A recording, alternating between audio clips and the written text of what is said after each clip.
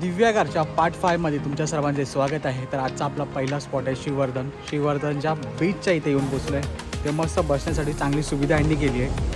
इथं बघा sports activity आहे. या साईडला पूर्ण मरीन ड्राईव्हसारखं केलेलं आहे. नाही तर तुम्ही लांबपर्यंत तुम्ही वॉक करू शकता. खूप चांगली प्लेस यांनी बनवली आहे. आणि इथे संध्याकाळी इथे लाईट शो मस्त दिसतो.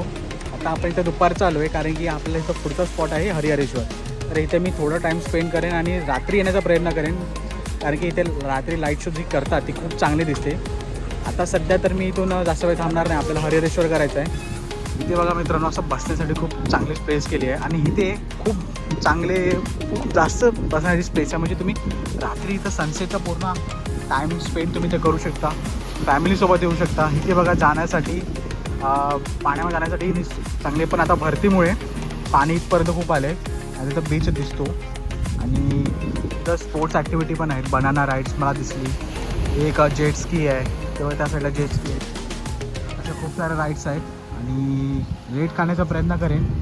पण तुम्हाला इथं एकतर ऑप्शन्स तर आहे, तुम्ही सी ॲक्टिव्हिटी करू शकता. इथे चांगलं बघा, तुम्हाला इथून चांगला व्ह्यू दिसेल. खूप छान गेलं आहे. पूर्ण लांबपर्यंत आहे बघा. म्हणजे खूप जणांसाठी इथं बसण्यासाठी सुविधा आहे.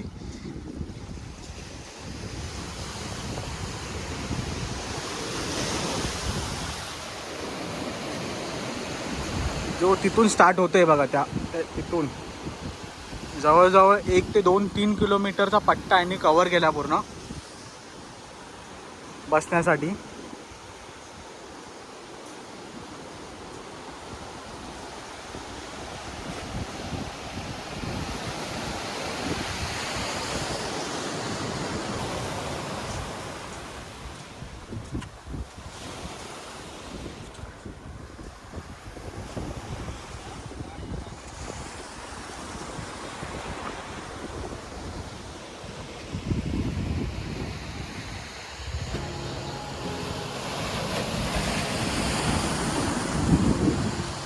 तुम्ही इकडे येऊन मस्त सनसेट एन्जॉय करू शकता. तर तुम्हाला रिकमेंड करेन, जर इथे येत असाल तर सनसेटला या.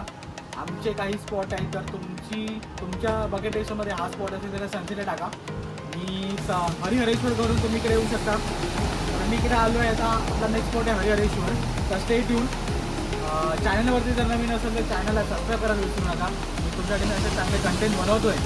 तर तुम्हाला फक्त एवढंच करायचं आहे की सबस्क्राईब करा आणि असेल तर शेअर करा.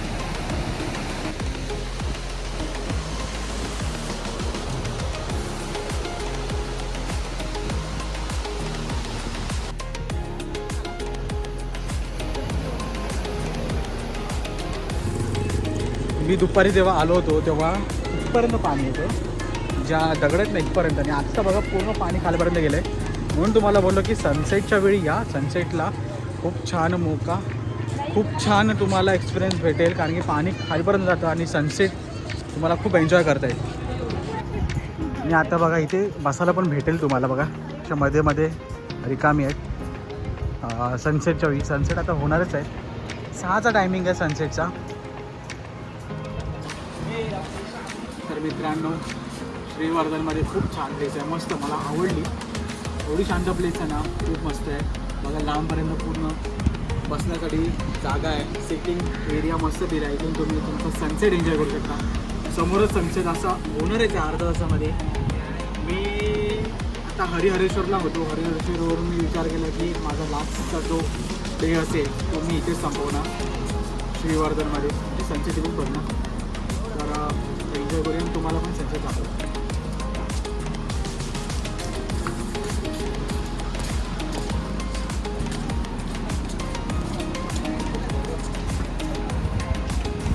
तर मित्रांनो, या सिरीजमध्ये आपण कुठे दिव्यागडमध्ये राहिलो, किती रेट्स आहे, सर्व तुम्हाला या व्हिडिओमार्फत तुम्हाला समजलं आहे.